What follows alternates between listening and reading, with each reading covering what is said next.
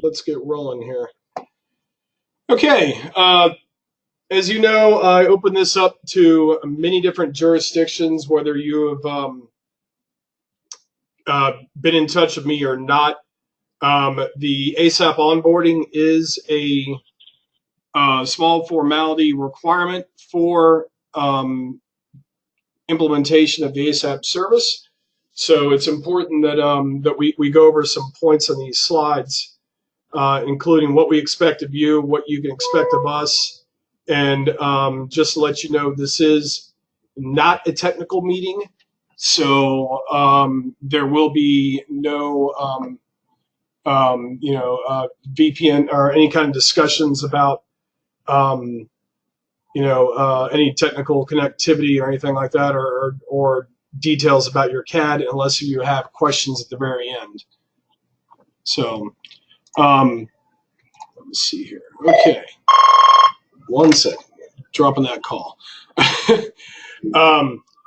Okay, quick overview. We're just going to discuss the service, how you get connected, as I said, and help you in your planning and development efforts. The Automated Secure Alarm Protocol, otherwise known as ASAP to PSAP, or the ASAP to PSAP service, is a national service that is next generation for the processing of alarms, for processing of information from alarm monitoring stations needing emergency dispatch.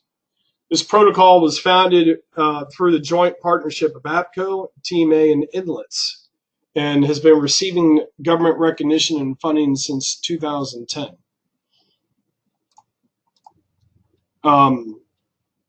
Simply put, what is ASAP? ASAP is the ASAP service implements communication between central stations and PSAPs. The ASAP service transports messages based on the ANSI APCO standard for external alarm communication. The copy of the standard is available on our website under tma.us under standards, and then under other. ASAP is a specialized CAD to CAD solution. Automation is a CAD to call taking system. This solution is focused on alarms where interactive calls taken by the PSAP is not needed. ASAP bypasses the call taking step to the PSAP. The CAD system accepts, processes, and routes the call directly to your dispatch position. Call taking for alarms is not a replacement for information. And over the last 20 years, the alarm monitoring industry and public safety have identified the needs and new efforts in communications. From this, ASAP was conceived through the TMA and APCO relationship. 3 accomplishments include the ANSI standard, the nationwide platform enabled by Inlets, and the creation of the ASAP message broker. The Monitoring Association, formerly the Central Station Alarm Association, or CSAA, is the industry's trade association representing the monitoring centers or monitoring companies. TMA owns and operates the ASAP service, and our website is tma.us. 9 of the top 10 SDM 100 alarm companies, monitoring centers, are contract with ASAP, including Guardian Protection, Vector, Diebold, Protection One, Brinks, Monty. These are all just some in the top 10, and of course, companies like Stanley, Tyco, Johnson Controls, and ADT. All companies currently participating will be listed later in the slide deck for you. One interesting statistic we have here from January 1st, 2018 through October 1st, we had over 556,000 address verification signals, which means that we've been, doing the address verification for new companies or new PSAPs coming on and new alarm companies, as well as 103,000 dispatch signals and 28,000 update signals, totaling about 687,000 signals since January 1st this year. Let's cover a little bit of terminology that I'm sure you all are aware of, but just in case. The alarm company, it refers to any company that installs or maintains an alarm system, residential or commercial. They monitor alarm systems as well as peers monitoring. Monitoring centers are where alarms are monitored and operators provide the calls to service. Monitoring centers are the originating endpoint for all ASAP messages that will pass through the inlets network to your PSAP. Not all alarm companies have central stations, and many of these companies will hand off the responsibility to third-party monitoring companies such as COPS Monitoring, Rapid Response, UCC, et cetera, et cetera. The automation system or platform is a common term used for the monitoring center software. It's very similar to your CAD system for your PSAP. The automation system is a tool that communicates the message through inlets, which is delivered to your CAD program. The ASAP Message Broker is a collection of servers and software that we have specially designed to host the ASAP service. This is the automation communication system. Okay, what is the service? Well, one of the three goals of the ASAP service are to eliminate time-costly phone calls, removal of errors associated with voice communication, whether it be volume, accent, certain choice of words, and the third key is reduction in time to dispatch response. One of our mission statement is ASAP saves time, improves accuracy, and increases efficiency between PSAPs and monitoring centers. I can actually give you guys a personal experience where ASAP would have been great to have in Loudoun County, Virginia, which they are now connected. Back in 2005, my wife and I had purchased a new home in Loudoun County, and it's probably 4:45 in the morning. I get this very hard knock at my door, and I'm like, "What? Who is at my house this early on a Saturday morning?" Well, I go down, open up the door, and it's a Loudoun County deputy sheriff, and he's he's got one hand on his side, and he's kind of looking at me funny. He said, "We had a burglar alarm go off at this residence." "You did? I just bought this house. I don't pay for a monitoring service. I don't have burglar alarms in this house yet."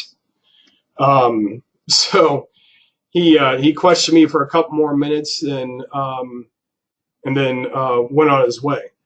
Well, come to find out that there was an address inconsistency between the alarm company and my new residence. So if ASAP were in place, I probably would have slept in a little bit longer and not had the heck scared out of me, and the perpetrator or whatever might have happened at the other address would have been rectified much sooner.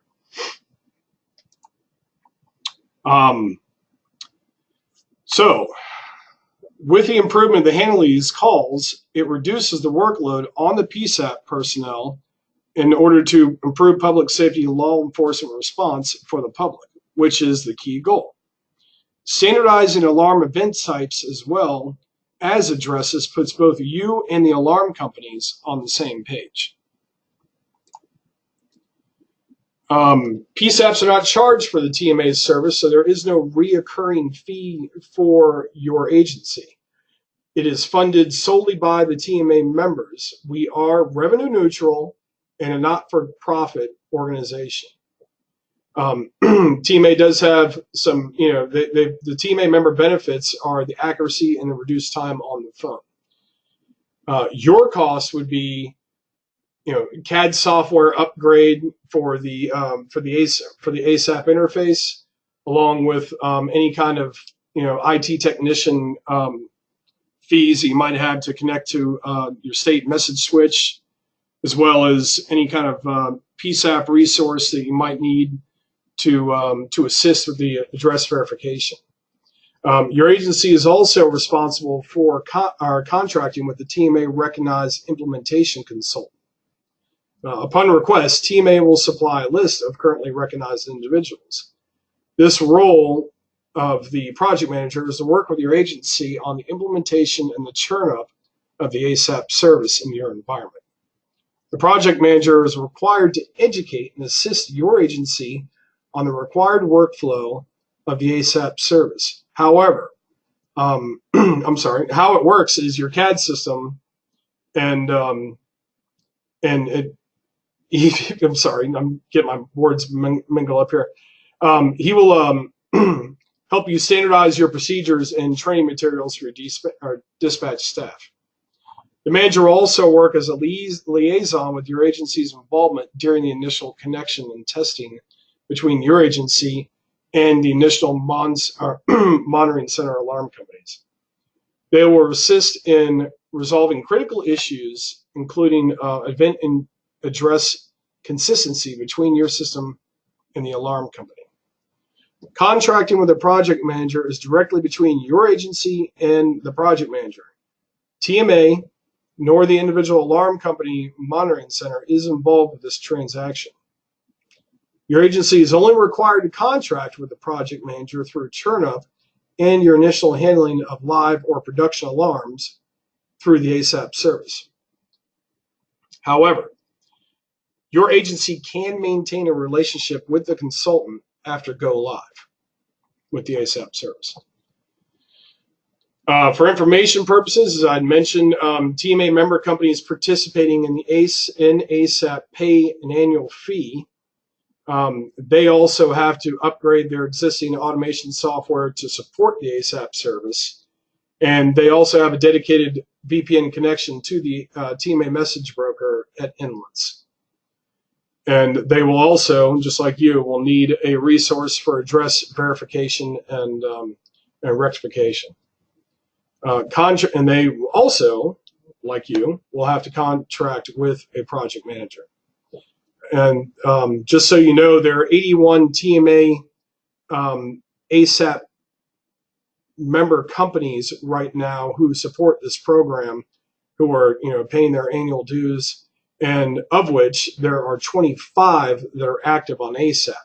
Again, I will show you that list here a little bit later in the slide deck. We have about 6 or 8 more in the works. So as we get more and more PSAPs, we get more and more alarm companies and more message flow and more ASAP messages sent to the PSAPs. What we are not, it does not eliminate the need for the monitoring center, nor is it a significant cost saving to the monitoring centers. They still have to suppress the false alarms and perform enhanced call verification. ASAP only replaces the phone call to the PSAP. The alarm exchange is a two-way communication. There, you have the ability to send a conversation or a session that you can consider like a regular instant messenger, if you will, for lack of a better term. Every message is acknowledged by the receiver to either accept or to reject. Typical alarm flow would be that the monitoring center would process the alarm message. This central station operator would send it to the PSAP. PSAP either accepts or rejects. PSAP dispatch would send a chat or an update message to the monitoring center, and then the monitoring center would reply via an update. The PSAP CAD can automatically report dispatch and close out via the CAD update. Some of your responsibilities, and many of you should have an email from me that would the subject line would start ASAP and whatever jurisdiction you're in. But you would we will supply you with a copy of our terms of service. This is not negotiable. They are standardized across all PSAPs using the service, and only these terms may be accepted. So also, if I have communicated with you and supplied you with all the documentation, I probably would have given you a sample initiation letter or a letter of intent. Basically, when you sign this letter of intent, it is you are agreeing to the previous slide for the terms of service. Traffic authorization letter. Well, every time you bring a new company on, they must have a traffic authorization letter from your PSAP. That is basically your PSAP telling the ASAP service that you're ready to receive messages from a particular monitoring center. No traffic authorization letter, no ASAP traffic from that monitoring center. PSAPs do have the ability to say no to certain monitoring centers and traffic if necessary. No has to be a big issue, and denials cannot be arbitrary. TMA does not allow the ASAP service to be used as a competitive advantage in a specific PSAP market by a monitoring center. ADT, Brinks, these companies are not allowed to say that we are sending signals through ASAP in a commercial or whatever else it may be, or a trade publication. The ASAP service moves the messages between the monitoring centers and the PSAPs. We do not own the message content. ASAP operating policy is to have the PSAPs and monitoring centers interact directly. If messages are not being delivered, the ASAP support team needs to be notified. I think I've got it in here. Oh, yeah. I'm trying to think of what slide I've got it in.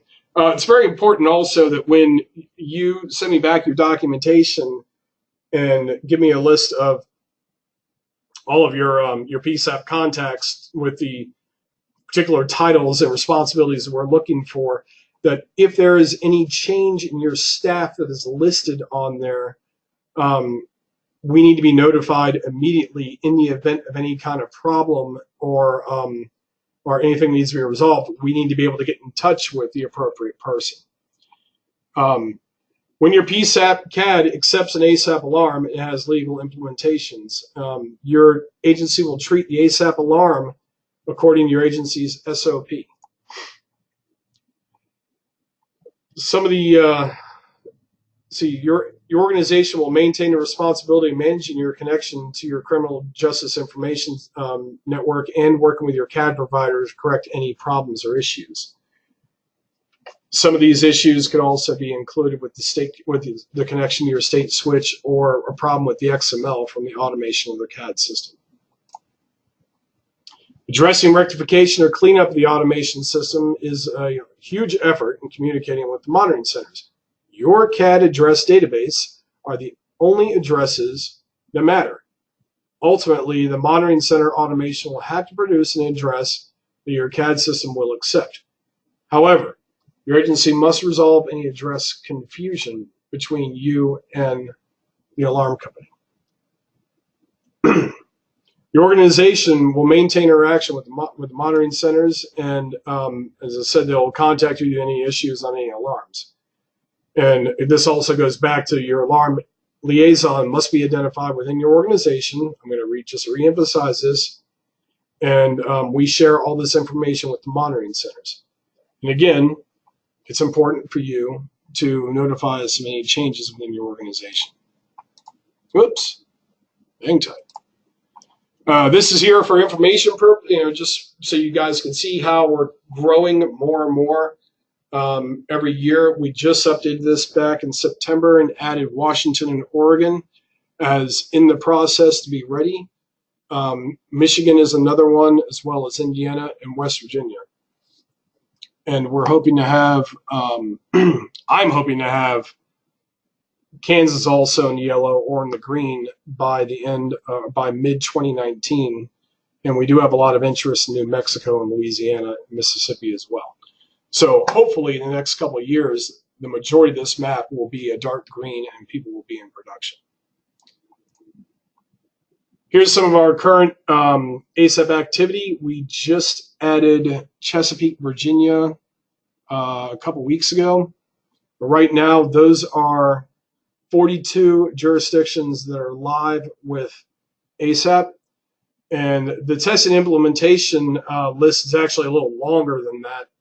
But you can see some of the others that are coming up here, hopefully within the next couple quarters. Here's a list of active alarm companies I promised you.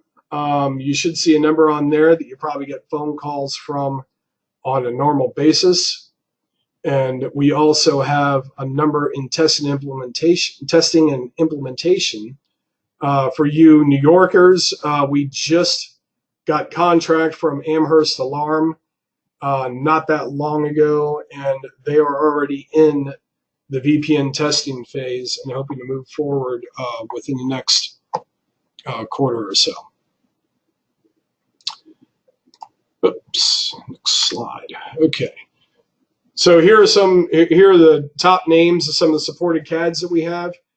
There are, the asterisk is for there are certain verified products and versions. You would have to contact us with your CAD information if I don't already have it from you.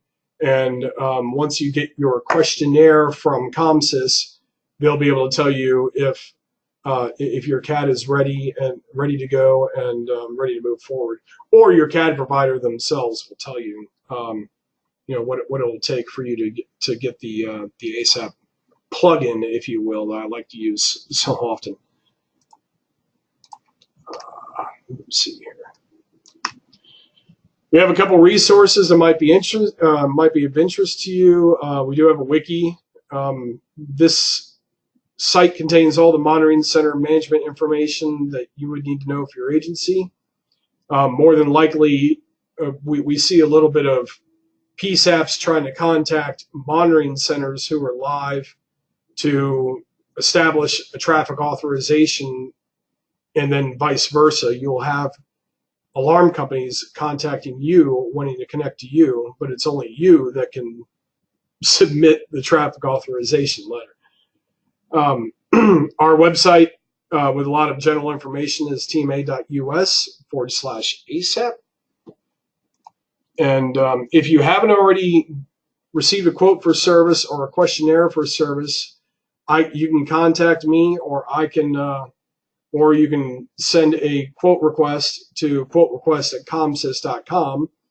This is very important, obviously, for budgeting purposes, and this will point you. This is probably one of the first things you're going to need to know before you sign your letter of intent for us to move forward. Other than that, you should have my contact information. If you received an invite from me, more than likely you do. If my information was forwarded on to you, I appreciate whoever did that for me. And I will open up the floor for any questions. You can raise your hand and I will unmute you on GoToWebinar.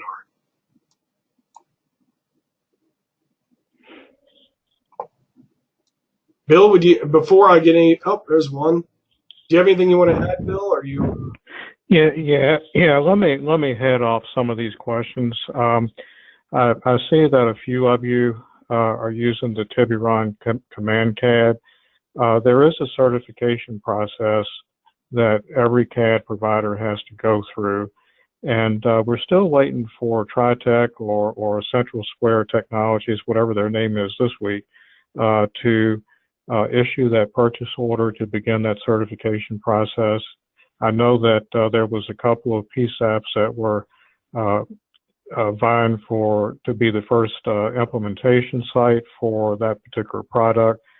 So what I would recommend to you, those of you that are using the Tiburon Command CAD, is to reach out to your account manager with Central Square and just make it known that you do want to participate in this program, but you also understand that the product has not been certified and has to go through that process.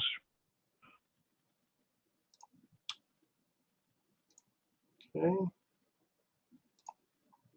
Let's see here. I'm trying to.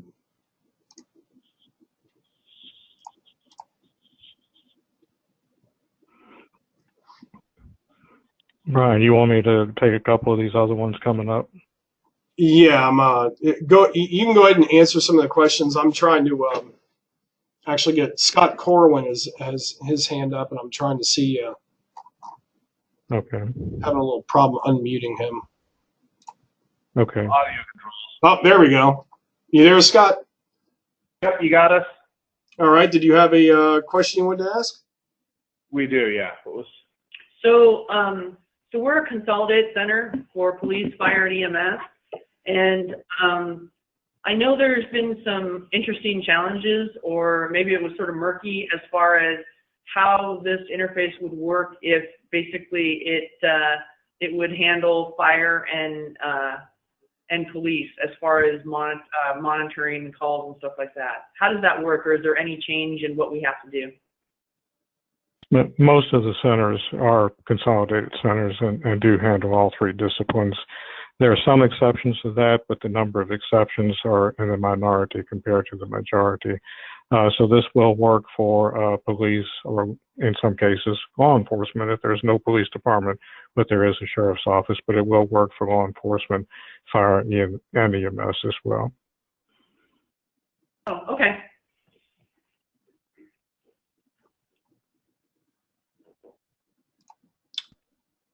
All right. Hang tight. I'm going to re-mute you guys. David Stonehill, you're live. Hey, thank you very much, Brian. Yeah, my question is very similar to the last caller, or last person that asked the question. Do you have a like a breakdown or a ratio of like burglary, fire, medical, the different types of alarms that are coming across the protocols, or what's been accepted? Just kind of trying to get a feel of the volume of traffic for a multidiscipline center. Mm-hmm. Like, so kind of give me an idea of who's adopting it, and which is the largest volume these days. So we have a lot of statistics from some of the PSAPs that are using this, but what we find on average, and I've worked at Richmond for 43 years, where we implemented. We were the first PSAP we actually developed this originally with the CAD system that I wrote, and it migrated from there. But we have found, and I think other PSAPs have found, that on average, about 85% of all the alarm calls that they receive are law enforcement related. And then we have about probably anywhere from 12 to 15% that are falling into the fire service category.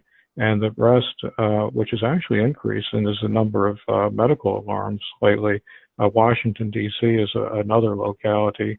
So those are just averages. It depends on your locality and what you're experiencing today with the called-in alarms. But we would expect that the number of alarms delivered by ASAP would probably mirror those ratios.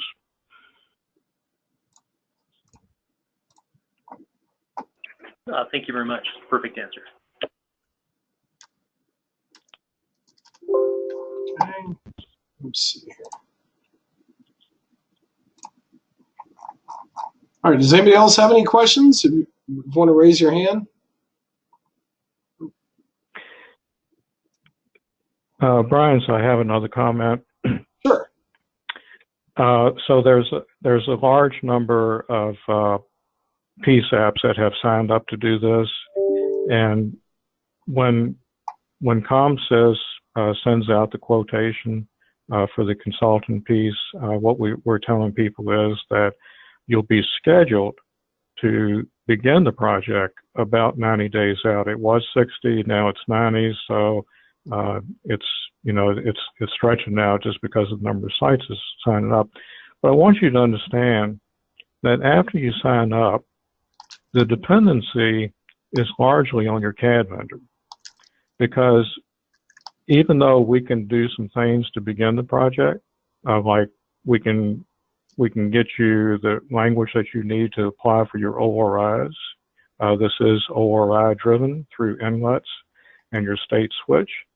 And we can do those things, and we can get your paperwork to sign, fill out, and we can get you worksheets to begin your alarm event type mapping to your CAD nature code, so that the alarms will come up the way that your dispatch staff need to see them. But with that said, I don't schedule the actual implementation until the CAD system, the ASAP interface, has been tested successfully in the test environment. If there is a test environment, some states do not have a test environment, and we have to test in production but with an ORI that's been assigned specifically for testing purposes. But I cannot assign a go live date until we have tested successfully in a test type of environment and also in production. So what we do is we test with the CAD vendor and your staff in the test environment, and once we clear that hurdle, and that can stretch out for a few weeks depending on the level of effort.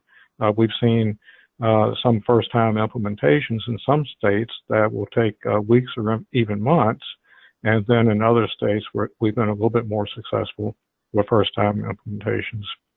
But often I see that we're waiting on the CAD vendor to get it right, and they've got to get it right. And then once we do have a successful test in the test environment, then I'll say, okay, let's go ahead and move your application into the production environment, and then we run the same set of tests again. And once we have a clean test in production, then we can set the go live date.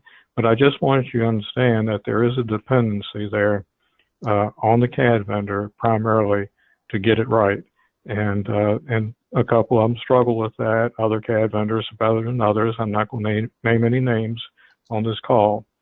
But I just wanted to make sure you understand that, because I have booked trips in the past where the trip was canceled because the CAD vendor and the CAD system was not ready. So we just don't do that anymore. We make sure that everything's ready before we actually book the go live date and the travel. All right. 1 second, I lost mine. There we are. Too many windows with this. Bill, there are some questions here. I assume you've got the questions box open. Yeah, I'm gonna have to scroll a little bit. I'll tell you what, I'll make this easy on you. I'll read the question and you can answer. Okay. Okay. First one's from, let me see here. People give me all my information. I appreciate that. Michael, I've not received a letter of intent information. We have already hired the consultant, so I imagine I need that. Michael, do me a favor and send me an email at that begin@tma.us, and I will go ahead and send that over. I could have swore I sent that to you, but if not, I apologize.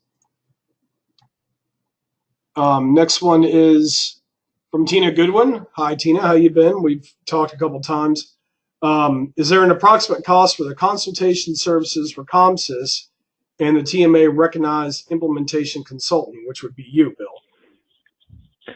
Well, what we do is ComSys will send you a quotation request form to fill out, which asks for some of this information that you would have already provided to the TMA. But that would include things like your population, but more importantly, how many agencies do you dispatch for? And is there just one PSAP that we need to deal with, or are there multiple PSAPs involved, and things like that? So I know that some agencies, they might share a CAD, and I'll use Hamilton County, Tennessee as an example. So Hamilton County, Tennessee, they dispatch for Chattanooga and the entire county, with the exception of two small localities, which is Lookout Mountain and Soddy Daisy. I'm not sure where they get these names from, but that's the two localities. So by the rules that have been invoked by the ASAP service, those two localities, because they do take calls directly from alarm companies today, and they are separate PSAPs from the primary PSAP, even though they're using the same CAD system, by the rules, they still have to get their own ORIs, simply because they are geographically separated from the primary PSAP. So we have a few situations that have developed like that. So the CAD providers have to make sure, and we tell the alarm companies that to use the correct ORI, and we'll share those with you. And and your consultant will guide you through all this process. So don't let anything that you've heard on this call today scare you off, because the consultant will walk you through this every step of the way. Everything from getting ready to start the project with your CAD vendor, all the way through those traffic authorization letters. I'll fill those out and send them to you for your signature, and then you'll learn how to do it on your own as well. But back to the cost issue. So we look at also things like how much training has to be done, and how many people are going to be trained, and like things like that. So for a small implementation, typically it's going to evolve into a minimum of 40 hours of work. Sometimes we may add some more hours to that if this is the first implementation in a new state. We have to do that just because of experiences where these CAD vendors seem to struggle when they go into a new state. But at least 40 hours, maybe 45, in some cases 50. But if you're a medium to a large PSAP, it's going to be more hours than that. That's where we look at populations, and then we start looking at the volume of alarm systems that these alarm companies monitor. And obviously, if we have companies that are monitoring hundreds of thousands of alarm systems, the level of effort goes up significantly. So we have to factor all that in. So a minimum of 40 hours, roughly today's rate, $125 an hour. Then there's travel costs, depends on where you are. We try to, estimate the travel costs. I am very frugal when I do these estimates, and sometimes I use public transportation if it's available. I'm just saying, because I grew up in government, so I know I've been trained to not waste. But if you're in New York City, we'll handle that on a different scale altogether. And, it's going to be a full-time job for somebody. But so, minimum of in the 40 to 45 hour range, and depending on those other things I mentioned, it could go up from there. Okay. Thank you, Bill. Tell you what, real quick, Scott's been pretty patient, so I'm going to unmute him. He's had his hand up. Go ahead, Scott. Yeah, I was thinking about the personal security devices that you had listed up there. And we recently had issues where we've had agencies using reverse geocoding on GPS-enabled devices, and the monitoring companies for them calling us with addresses that are non-existent, since we know that reverse geocoding against Google, while can be good at times can be totally wrong. So I'm just wondering how we do monitoring verification with those kind of companies, or if those ones even come through your system. I'm thinking like the life alert, the person talks. Yeah, so I asked the same question of some of the bigger alarm companies, and what they're telling me is that they do not have the means today with their automation to be able to send these signals and be able to lock those down and come up with an address. I will tell you that when we start working with an alarm company like ADT, any of them for that matter, we ask for their address list of all the addresses that they monitor in your locality.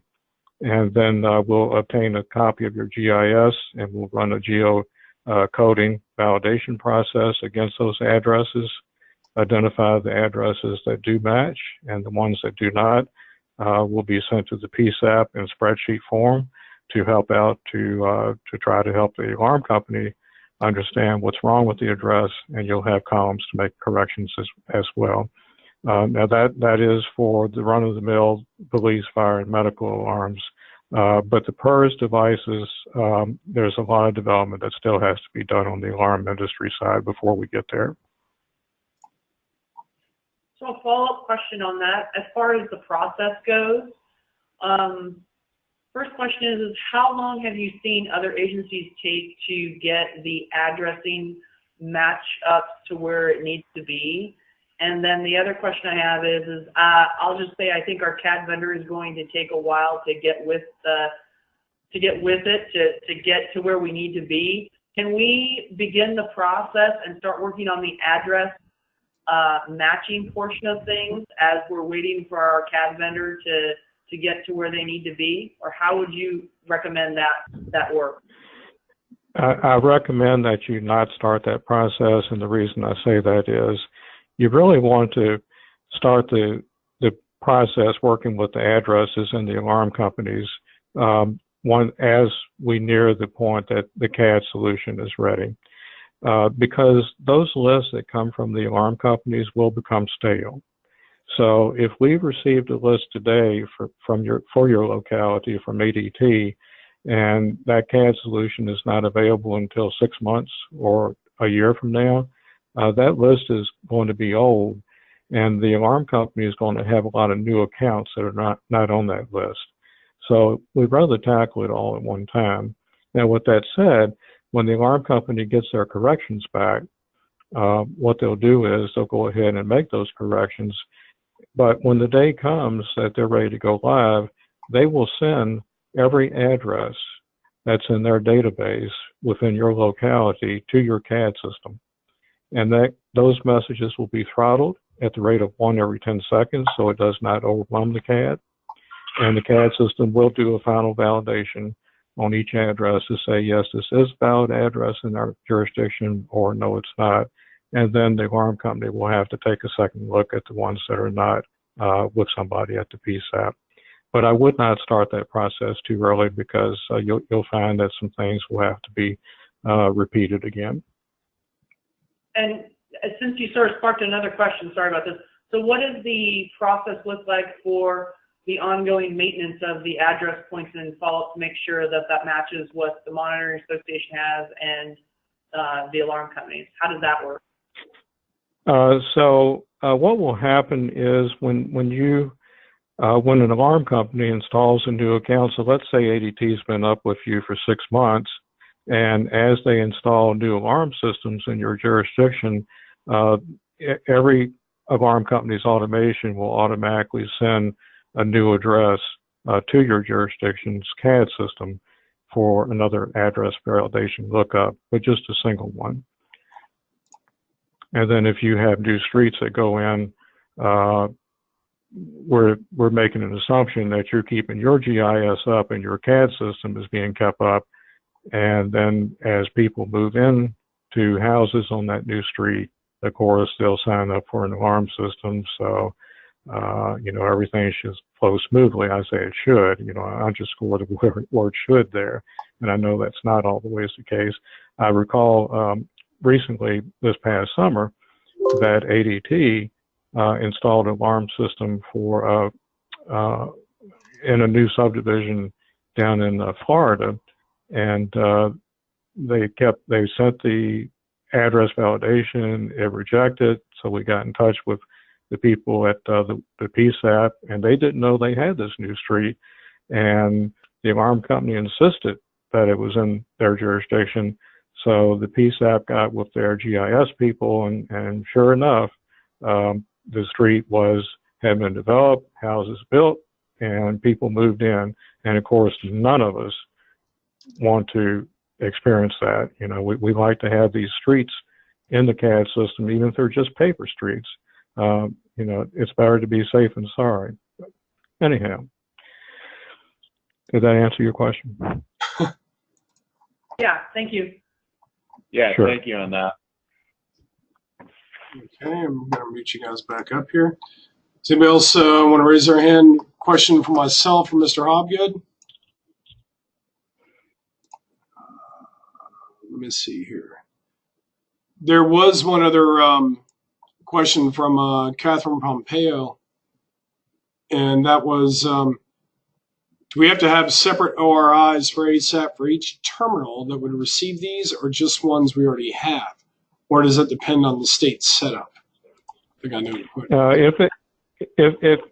If it's a single interface to support your entire center, is just one ORI for production and then another ORI for for testing purposes. Of course, in Washington State, we're still waiting for the state to upgrade their switch. I don't know if it's already happened or not. I know that they were very close to doing that.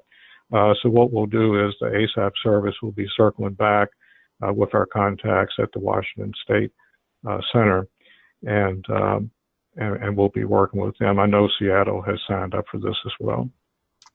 Okay.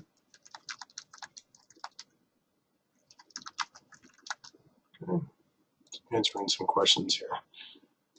Yeah, and just think of this as a single workstation, but it's not really a workstation; it's a server that the CAD vendor has their interface operating through.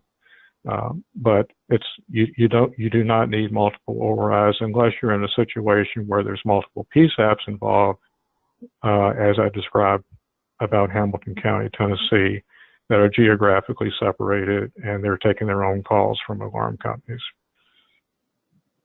Okay. Tina, I see that you mentioned about the about getting a your quote from ComSys. What I can do is I will send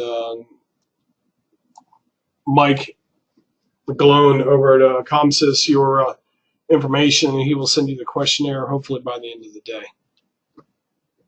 And then we can get moving on your quote. All right, does anybody else have any questions, comments, anything else? Raise your hand. I can unmute you, or you can just ask under the questions. Nope. All right. All right, well, if you haven't contacted me already, and if I don't have your information, if your information was handed on, or if my information about this webinar was handed off to you, please do me a favor and just send me a contact email with your information, and I'll get back to you as soon as I can. Otherwise, I want to thank you all. I want to thank Bill again for always being there as as my crutch on these and help me out with the questions. I appreciate it. I believe I've answered everyone's questions in the question area. I'll give you guys one last chance. If there's anything else you need, raise your hand. Hold on one second. Okay. All right.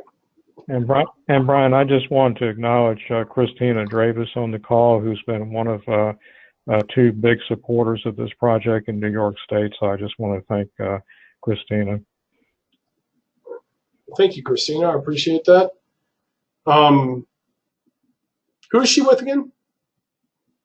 Tompkins County. Oh, yeah. Okay. Yeah. And Klinger was the other one that was with Monroe County originally. Right. Yeah.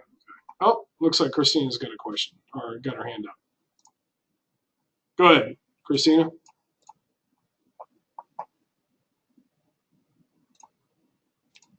Can't hear you if you're, you might have yourself on mute.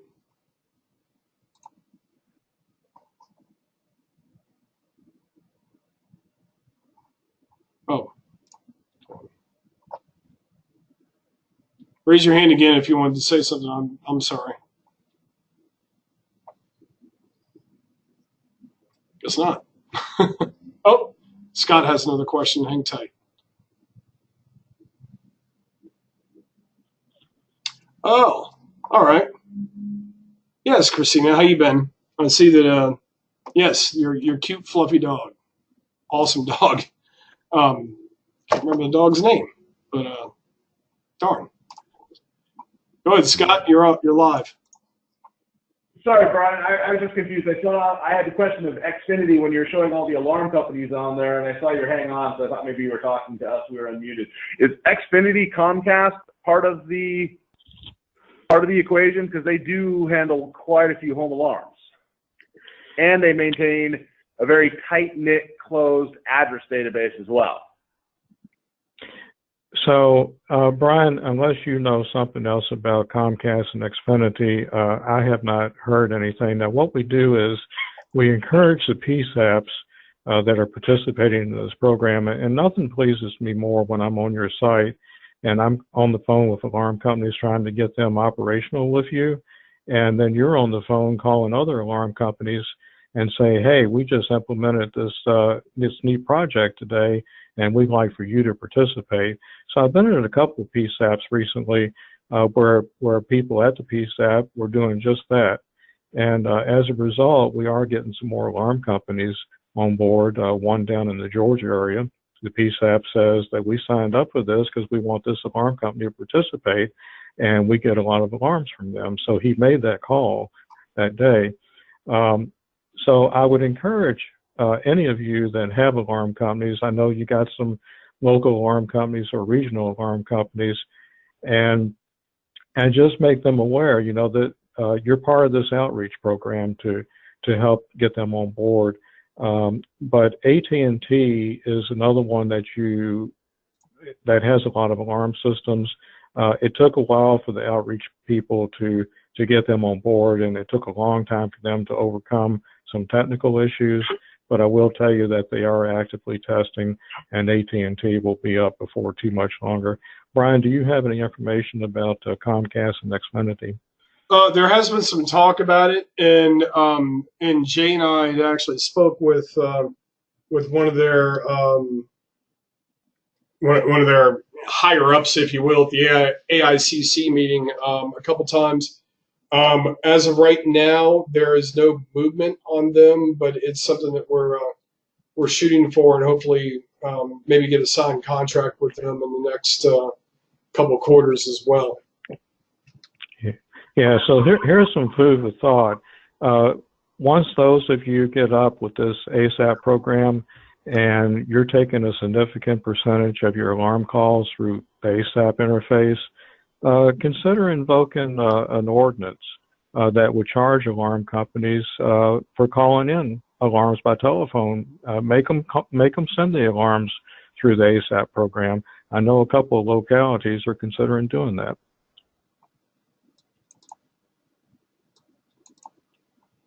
All right, well, thank you. Not a problem. Let me see here. Christina, it looks like you sent a email to ComSys. Hang